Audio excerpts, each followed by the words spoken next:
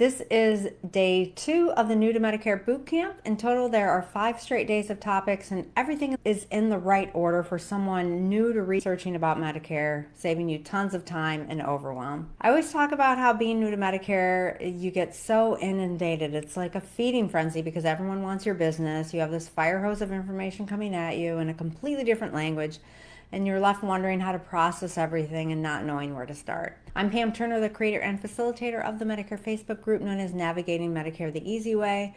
I help you to put aside all your fears and worries about getting onto Medicare and enrolling in the right plan by streamlining the whole process for you.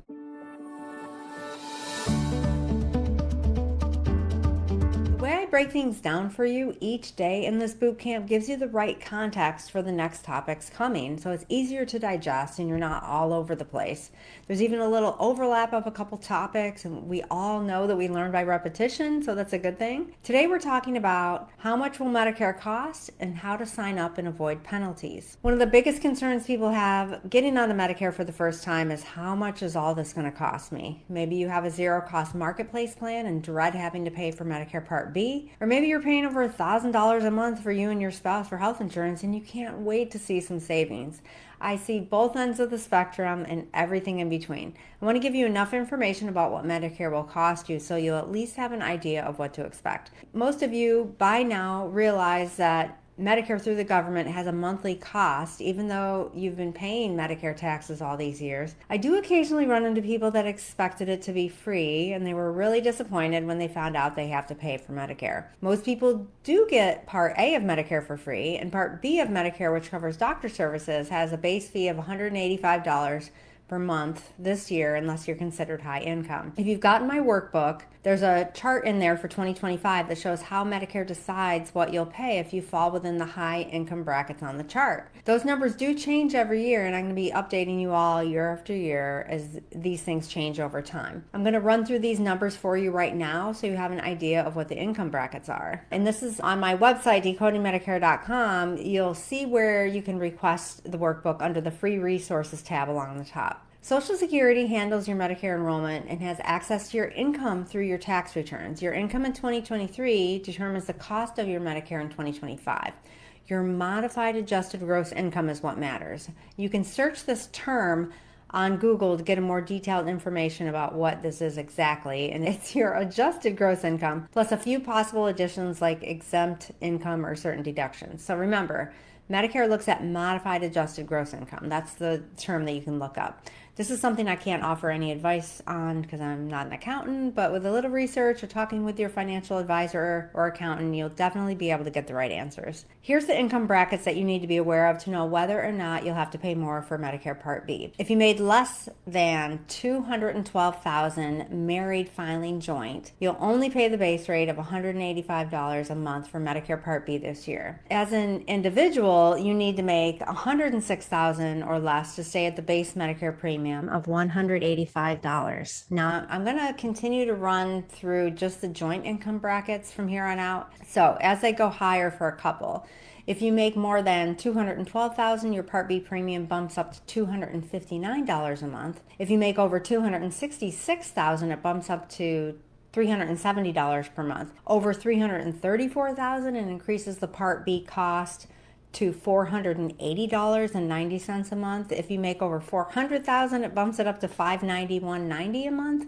And the highest level bracket is over $750,000. I don't know if I've helped anyone yet that whose income was actually that high, but it would bump it up to the highest possible monthly premium of $628.90 a month for Part B. How much can you expect to pay for Part D? Now, Part D is a standalone or bundled drug plan through the federal government. Now, Part D is the pharmacy drug coverage that you get through Medicare, and this is always through a private insurance plan.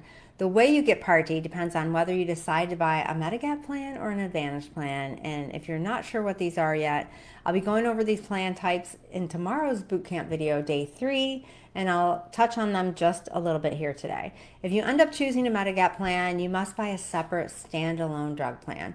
These separate drug plans run as low as $0 per month in some states in 2025 to over $100 a month, but many people typically end up in the $10 to $40 range for the monthly cost of their drug plan, And then there's still deductibles and copays for your medications. If you get assigned a higher Medicare premium based on higher income, unfortunately, this also affects what you pay for your drug plan. Medicare charges you an additional cost tacked on to the regular price of your drug plan based on your income bracket. So the income brackets are the same as the ones I just went through, but the amount they tack on is going to be smaller, and I'm going to run through that real quick. So for example, if you make more than 106,000 single or 212,000 filing joint, Medicare would add $13.70 each month to the monthly premium for your Part D, and it goes up from there for each bracket. The next bracket would add $35.30 a month, and then the next one after that $57 a month. The next one above that $78.60, and then $85.80 as the highest one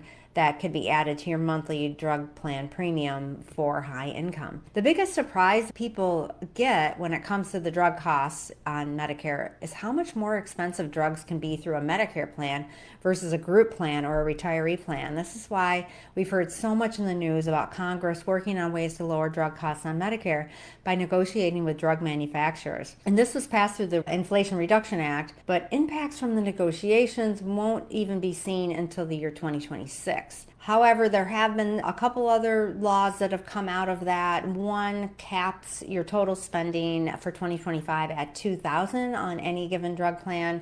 And another one is that there's a very helpful payment program that any high costs you have, you can spread them out over the course of 12 months. This is called it's a Part D payment plan for your drugs. Now, if you decide to go with an Advantage plan, in many cases, you don't pay extra for your drug plan, and it's bundled in at zero additional cost, but you still have copays and possibly a deductible too. Now, what about deductibles on Medicare?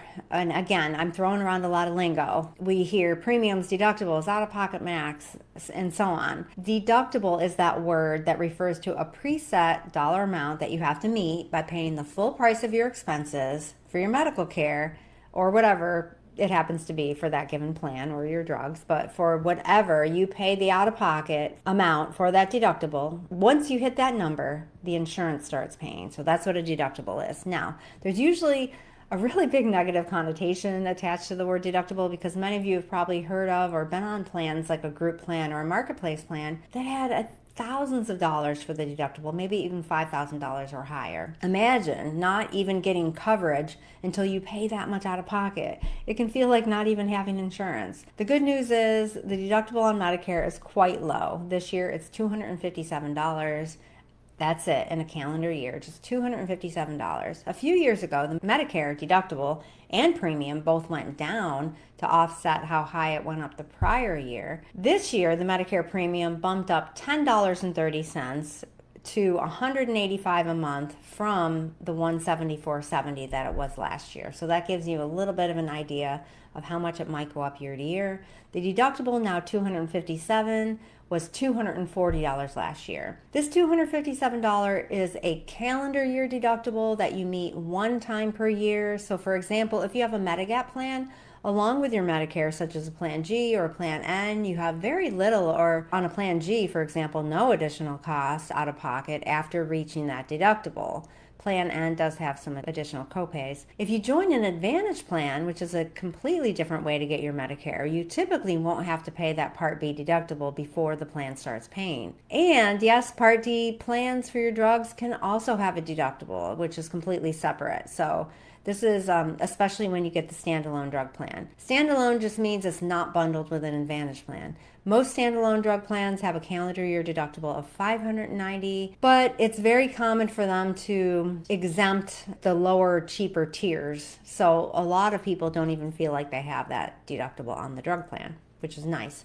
Some Advantage plans, which include the drug plans, will offer a lower deductible or no deductible compared to standalone drug plans. And finally, the last bit I'd like to talk about for costs on Medicare is how much do the two plan types cost on Medicare month to month, and what can you expect for out-of-pocket expenses? What are these two plan types? Okay, I've already been talking about them a little bit. Again, I'm going to be going much deeper into these two plan types tomorrow and day 3 of the boot camp. If you've been around here a while, you may have noticed I like to narrow all your options down to just 2. Medigap or Advantage. I can give you somewhat of a generalization to give you an idea of what you might spend. The highest cost Medigap plan right now is a Plan G.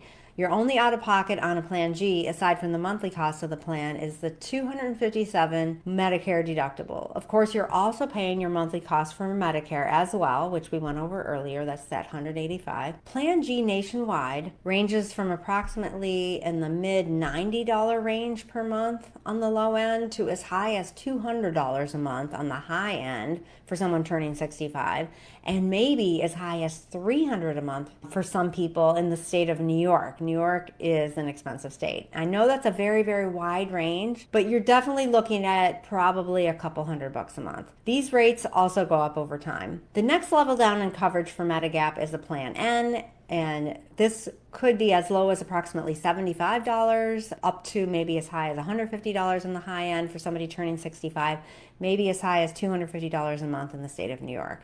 And finally, high deductible G nationwide. Now I'm naming the 3 most popular plans, okay? So finally, high deductible G nationwide can range from $32 a month to $65 a month nationwide. Much, much cheaper plan, of course. So that's your high deductible G. Very compelling plan. These all go up over time. Now, the variations in price, as you can see, there's a widespread variation based on state, zip code, and company. Prices also vary by age, male, female, and tobacco or non-tobacco. The Medigap plan letters all have the exact same benefits by law, company to company. A Plan G is a Plan G no matter where you buy it, but the companies can charge completely different rates, as evidenced by the spread that I just shared with you. Wisconsin, Minnesota, and Massachusetts have a different name for their Medigap plans, but they have equivalents to the ones that I just talked about. So the benefits are very, very similar. They just call them something else. What about the cost of Advantage plans? Just like Medigap, when it comes to Advantage plans, you have to keep paying your monthly fee for Medicare. But other than that, Advantage plans are polar opposites from Medigap plans in every way when it comes to how the benefits work and the monthly cost.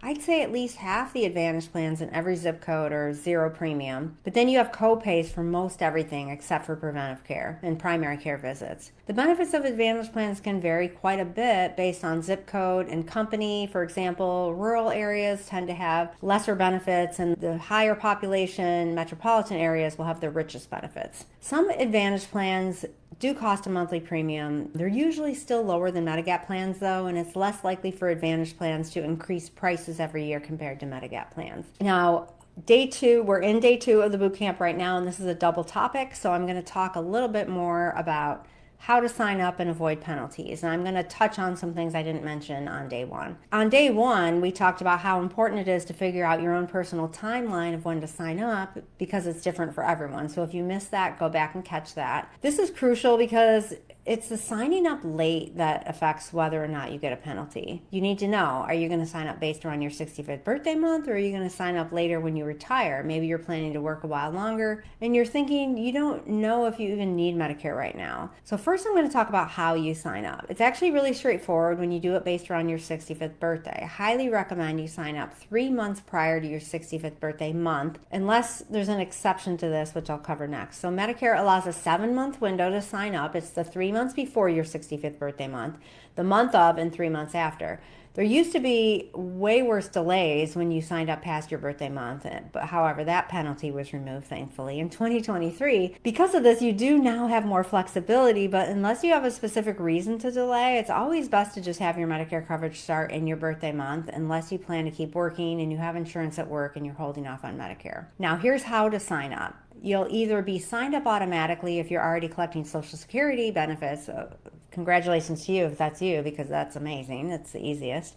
Or you'll have to go to the online application and sign up if you're not collecting Social Security already. The online application is on the Social Security website, which is ssa.gov. On the homepage of that site, look for the word Medicare and follow the prompts to enroll. Now, you're going to have to be prepared to create an account on the Social Security website if you don't already have one. You'll be asked to log in to create an account. People struggle more with setting up their account on the Social Security website or finding their password than the actual application itself. So in case you run into problems setting up your account, be prepared to take extra time to create your account. So maybe even do that the month before you want to sign up. If you run into issues, they will lock you out and they will have to send you a letter with some kind of code or something. And that could take a couple weeks. So outside of the login part, it's really just very, very easy. If you're signing up past age 65, it's not as clear cut. After getting off your employer group plan, however, I'm saying after you get off your employer group plan,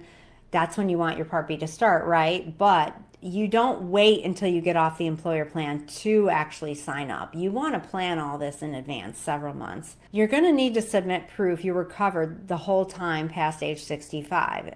Now, these forms are required because your employer is going to fill in some information to prove that you were covered by their health insurance. If you use the online application for Medicare Part B, it's even easier. It lets you fill in the form online and then upload the proof from your employer, and then you get an email confirmation when it's submitted. So I really like that. I like the online version. Of course, signing up for your Part D drug coverage and any supplemental coverage is completely separate from the sign up on Medicare. So you'll be signing up for those after enrolling in Parts A and B of Medicare and getting your Medicare ID. This is what I mainly specialize in and help my clients with. I'm not getting into that specifically right now, but I do want to cover what to do if you want to hold off on getting Medicare. And I did mention this in day one a little bit too. There's only one condition that lets you hold off on signing up for Medicare without a penalty. You have to have insurance from a current job or a spouse's current job. It can't be a past job. Retiree insurance or a spouse's retiree insurance won't prevent a penalty. Neither will COBRA continuation insurance from a past job or marketplace insurance.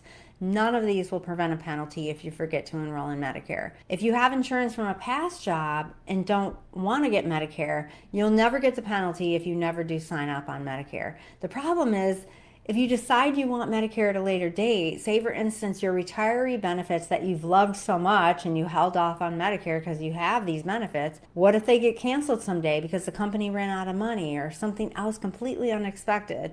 Once you finally do sign up, you'd have a penalty based on how long you went without it. It's a 10% penalty for every year that you were eligible but you weren't enrolled, and it's a lifetime penalty added to the total monthly cost. Here's how to safely delay Medicare. You must have health insurance based on a current job or your spouse's health insurance from their current job. The company has to have 20 or more employees. You do have the option to get Part A of Medicare while you're still working, or of course if you're on a spouse's coverage. Most people get it for free and it will coordinate with your health insurance at work. Part A will give you some extra hospital coverage, but pay attention to this. Have your ears perk up if this is you. The only reason not to get Part A is if you have an HSA account, health savings account through your work health plan. Now this is if it's your employer. If you're the one getting Medicare and you are the one whose HSA account it is, you cannot get Part A. It's different for your spouse if they're on your plan. They can. You're not allowed to contribute to an HSA account at the same time you're enrolled in Medicare. What if your work insurance is really expensive? I recommend doing a comparison to see if dropping your group plan will save you money when you go on Medicare. This sometimes is really a thing where their work insurance is just getting way too expensive. So you can actually just keep working and get Medicare and a supplement and drop the group plan if you'll be better off financially that way. Getting Medicare does not trigger retirement or Social Security, so you do have flexibility there. These situations are just some of the things I help my clients with, so you don't have to wonder and second guess your decisions or wonder if you're doing everything right. I also help with teaching you about how Part D drug plans work and the supplemental plan options that you have, which we will cover on days 3 and 4. For most people, it feels like there's hundreds of options. I help you narrow everything down and help you to discover for yourself which plan type is the best fit for you. Is it the one that you pay more for every month and it covers more and gives you more freedom with the doctor and hospital options? Or is it the one that you can sometimes pay as low as $0 every month, but